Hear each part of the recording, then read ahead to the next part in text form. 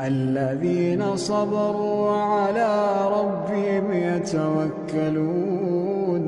وكأين من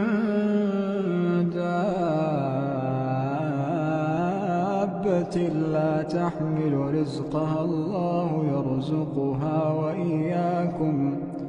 وهو السميع العليم ولئن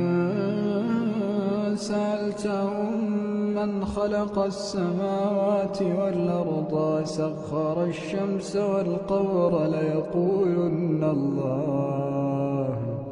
فأنى يؤفكون الله يبسط الرزق لمن يشاء من عباده ويقدر له إن الله بكل شيء عليم